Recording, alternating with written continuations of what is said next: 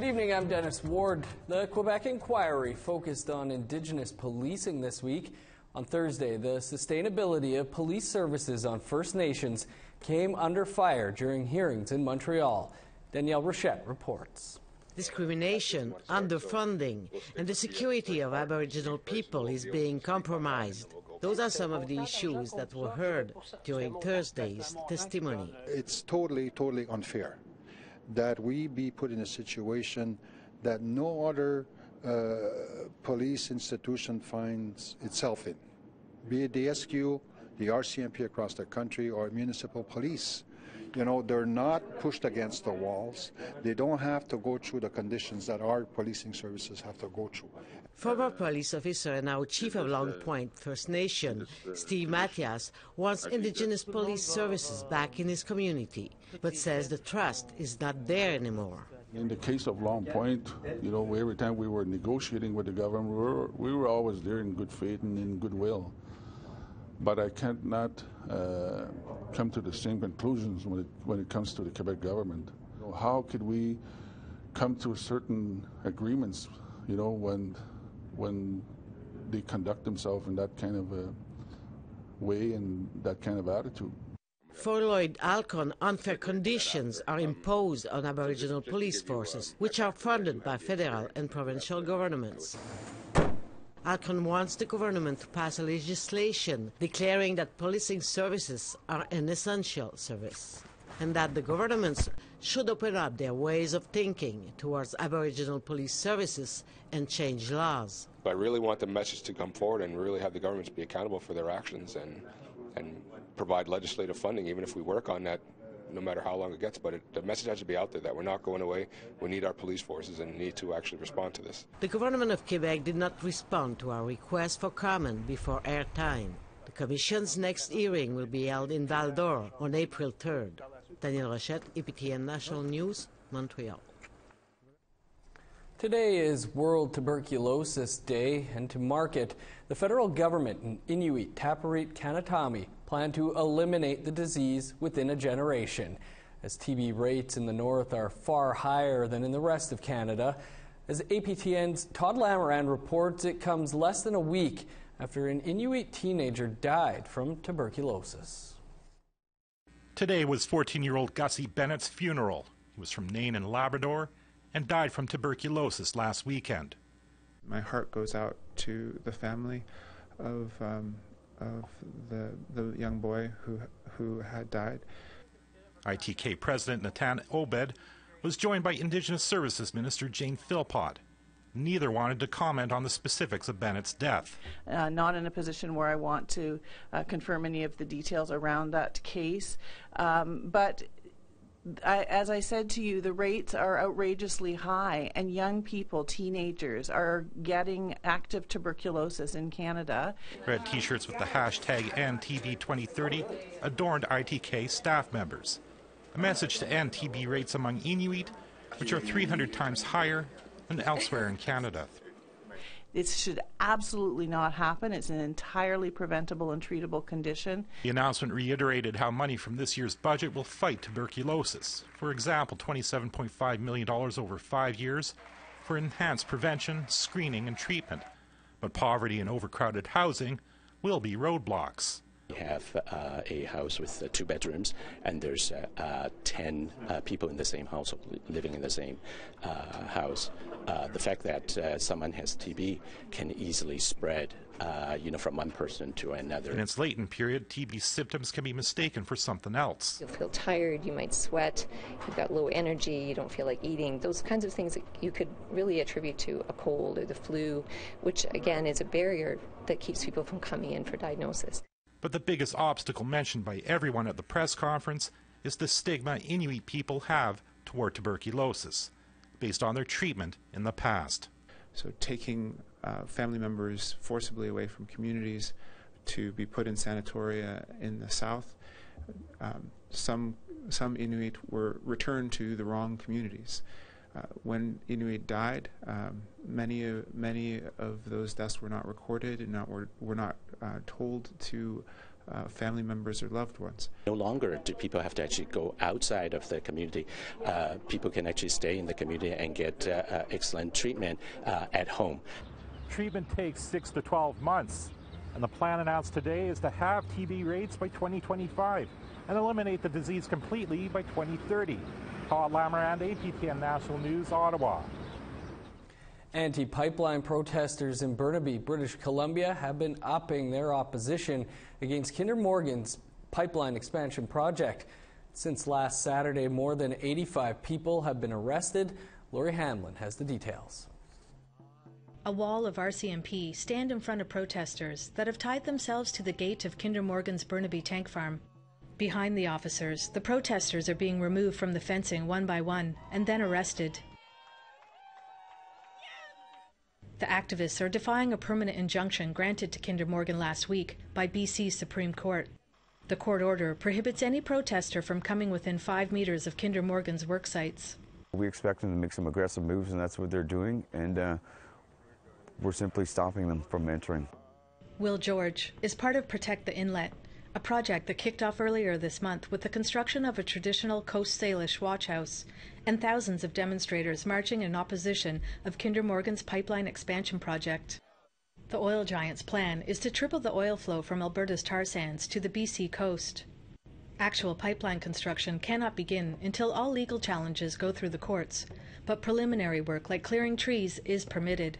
George and protest organizers have planned daily demonstrations until at least March 26th, the deadline given to Kinder Morgan to clear trees before birds begin nesting. We won't allow them to bring their heavy machinery and continue, ripping out the trees. They amped up their force. We expected this after we put our watch house here. Protests are working. Trucks like this one are being turned away. Susan Quip took the ferry from Victoria to participate in the protests. Quip is fed up of writing letters, so decided to take real action against Kinder Morgan. I've written enough letters to politicians to start a small bonfire. And is it working? No, not at all. But I just thought, no, I just have to do something. Quip is one of 85 protesters that has been arrested since Saturday. Organizers hope to see that number grow. We are encouraging more people to come, absolutely. Let's get the numbers into the thousands that people can get arrested. That's what we're aiming for. Delays in construction are costing Kinder Morgan millions per month. Lori Hamlin, APTN National News, Vancouver. This afternoon, federal Green Party leader Elizabeth May was arrested at the pipeline protest. As she was being walked away by police, she explained why she was there. I believe very strongly that the permits that were issued to Kinder Morgan did not represent a proper process. They did not respect the rights of interveners. They did not respect the rights of Indigenous peoples on this territory. May, along with MP Kennedy Stewart, were both picked up by cops while demonstrating against the Trans Mountain Pipeline. The company behind the pipeline, Kinder Morgan, was granted an injunction that bans protesters from being within 5 meters. Police warned protesters that they had to move or would face arrest. Dozens of rallies against and in support of pipelines are taking place across the country. It all started with a box of documents. Now, 7 years later, a story APTN National News broke has made its way to the Supreme Court. More on that after the break. Here's a look at Saturday's weather forecast starting on the East Coast. Cloudy and +2 in Fredericton and St. John's. 7 below for Happy Valley, Goose Bay. -11 under the sun in Nain. -10 in Val d'Or. +1 in Sept-Îles. Sunny in southern Ontario. -1 in Toronto and Peterborough. -4 in Ottawa. 5 below in Sudbury and Kapuskasing. -3 in Sioux Lookout. In Manitoba, -4 in Churchill, +4 in the Pas, snow and +1 in Barons River, +2 in snow in Gimli Harbor. In Saskatchewan. Welcome back. It's been 7 years since APTN broke the story about Bruce Carson, an aide to former Prime Minister Stephen Harper. Carson was trying to use his pull to obtain lucrative water filtration contracts with a number of First Nations. Today, the Supreme Court upheld his fraud conviction, a conviction that stemmed from APTN's investigation. Kenneth Jackson helped break that story. He joins us from Ottawa. Kenneth, thanks for joining us. Can you remind us again who Bruce Carson is and what he was up to? Bruce Carson was once a heavy hitter. He was a big name in the Federal Conservative Party and was a senior, he was a former senior advisor to Stephen Harper when he was a Prime Minister. He was sent out to Calgary, to Alberta, to clean up oil, to make oil look good. It was a big part of Harper's plan for the future for his party in Canada. And when we found out about him, we got emails from him, and they list him talking to Harper, talking to other cabinet ministers. This was a guy that was well connected in Ottawa. Now, you have worked on this story for a number of years. How did you uncover it in the beginning? Well, before I came to APTN, I was a crime reporter at the Ottawa Sun, and I had a thinking. I thought if I covered the sex trade, so like the low end stuff, that would lead me to Parliament Hill. And so I covered certain stories, and by covering those certain stories, I uncovered a source. So when I left the Ottawa Sun, I was living in Kingston, Ontario. That source reached out to me and said that they had a big story for me. And next day I ended up meeting this guy I didn't know across the road from Collins Bay Pen at the Pioneer gas station. It was around 5:30, and he hands me a box unwrapped in duct tape. Inside that box was a bunch of emails that basically laid out our story on our story against Bruce Carson. But I was also able to obtain a contract, and the contract was key because the contract is what essentially convicted him of influence peddling. The contract was a deal for his fiancée at the time that he was only going to do this work for this water company if his fiancée got a cut of the deal, and it was like 20% at the time. So when we confronted him on camera back in the day, and 7 years ago, he admitted that he had signed that contract. Well, in Supreme Court documents, they say that's what confirmed, because to be convicted of influence peddling, you don't actually have to provide anything other than say, I can do this for you with contacts with the federal government, but you got to give me a commission, and that contract was a commission. So that's how I got involved in it. And I came to APTN with that story, and we started to look into who Carson is and getting him to come on camera. And essentially, he came on camera thinking we were going to do an advertisement for the water company who wanted to work with First Nations. What he didn't know was that we had a whole thing laid out and planned behind the scenes, and he volunteered a lot of information that led to his conviction. Great behind-the-scenes story of how a story comes together. What does this, Kenneth, this Supreme Court ruling here today mean going forward? Well, it's going to go back. He's convicted now. So he's convicted of influence peddling, which is a fraud. It's a fraud in the government, federal government. So it goes back to lower courts in Ottawa, where he'll be sentenced. And a key part to remember is that this charge comes with an up to 5-year prison sentence. Doesn't mean he'll get it, but what makes it the case where he might get prison time is that this is his sixth fraud conviction. And back in the 90s, he had a conviction for fraud. It was his 5th one or something like that, and he served a bit of time provincially. He got like 18 months. So there's a pattern here. 7 years working on the story, and it doesn't seem like it's quite over yet. Kenneth, appreciate the work you did on this, though, and for joining us here today. Right on. Thanks for having me. Cannabis will soon be legal in Canada, but for First Nations, will it prove to be a booming business or just another set of problems? Reporter Melissa Ridgen went looking for answers. Here is a preview of her APTN Investigate story, Legal Weed.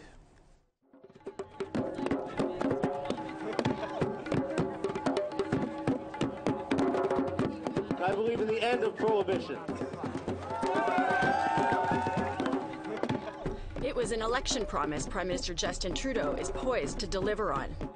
The Cannabis Act is set to come into effect this year, making marijuana as legal, as regulated, and as available as alcohol. What does it mean for Indigenous people? Is it an industry that will blaze the trail out of poverty?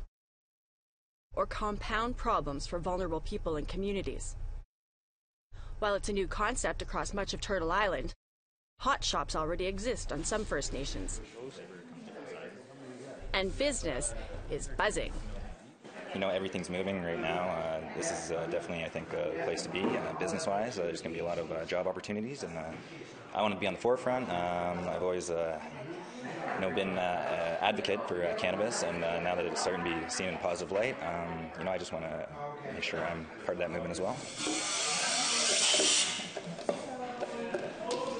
And that's how we get product upstairs. This state-of-the-art dispensary opened its doors in 2017 on the Alderville First Nation, 2 hours east of Toronto.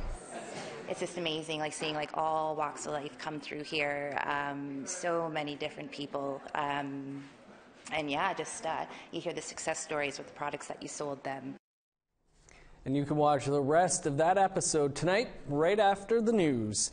Well, it's news nobody wants to hear. The Arctic Winter Games are slowly coming to a close. But the good news is we've got more highlights from the games coming up after the break.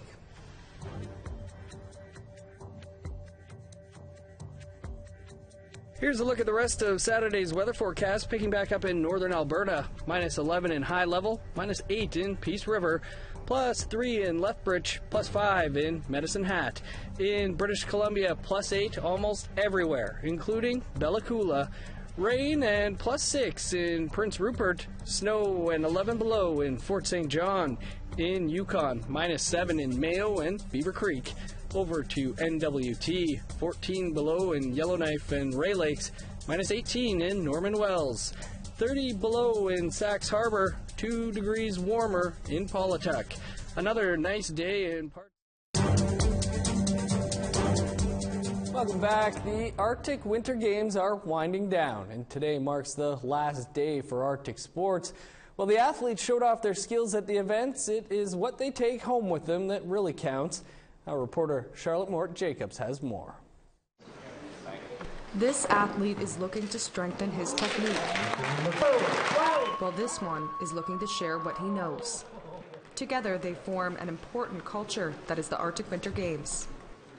This is Underwood Day's second Arctic Winter Games, and most certainly not his last. I'm definitely going to be in this game for a while, as long as I could, until I can't anymore. So, and after that, then it's going to be officiating and going on to be a coach. Like many participants, he has familial ties to the 1-foot high kick. A lot from my brother. He was really into the games. Underwood says he needs to practice year-round to perfect his style. I believed I used a 5-gallon water drum. I used a fiberglass pole, and I put a hockey stick on the end, and then I put the string all the way up to the top, and that's where the steel was hanging. The fresh face will learn from more experienced contenders like Matthew Aniknia, who is competing in 6th AWG. They just make you want to come here, be more friendly, and help more people.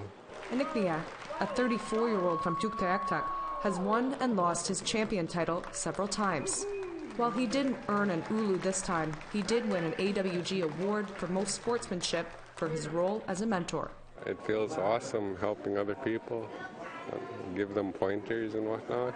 I coach a lot and help them a lot. 250 NWT coaches and athletes are at the event. Chris Church of Yellowknife plays both roles. It's more rewarding seeing kids accomplish their goals than you helping them, other than you just being by yourself. Church says where you are in your sports career determines what your goals and motivations will be. You got newcomers that want to learn how to do the skill, and that really want to try their best and compete against other people. As in other seasoned players, you got these guys who want to help these kids get better at their own skill. He says younger athletes come to the games fueled by passion, and following advice can be challenging. When you're hearing all these different ideas, being a participant, hearing these beautiful, stories saying yeah, you need to do this and you need to do that, it just helps a lot more, but it also kind of messes with your skill of your own technique. Underwood Day will pick and choose what advice works for him, hoping to kick higher the next time. Charlotte Mort-Jacobs, APTN National News, Fort Smith. Sad to see the games come to an end. Great work by Tamara and Charlotte up there. That's our show for tonight. Don't forget, APTN Investigates is on in just a few minutes. And the annual Inspire Awards are being handed out in Winnipeg tonight. Later this weekend, the Juno Awards are being handed out in Vancouver. So we leave you tonight with Indian City. This homegrown Winnipeg band is playing at the Inspire Awards. and they're nominated for a Juno. Good luck. Have a good night.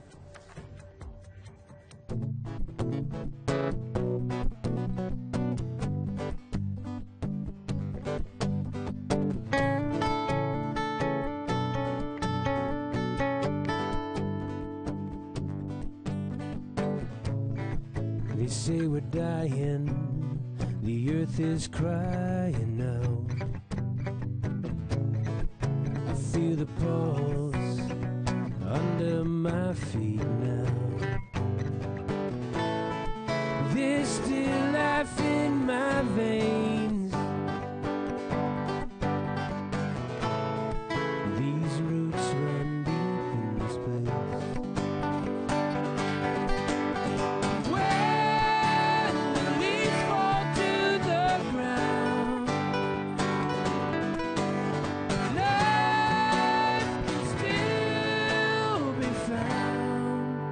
The tree of life still stands.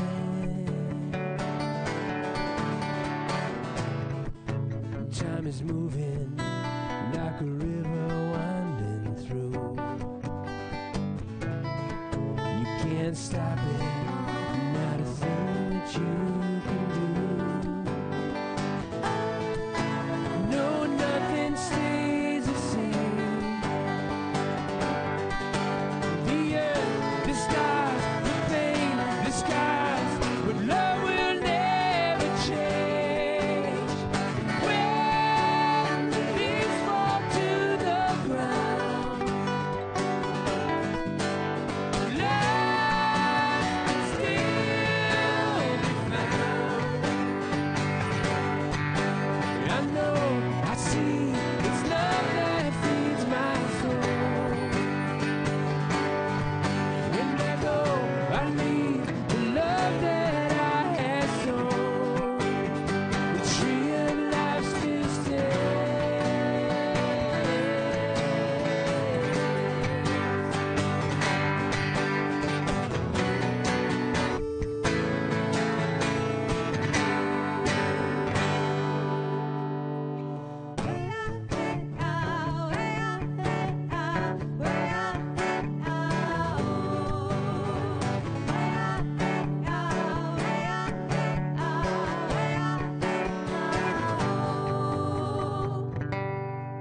What will you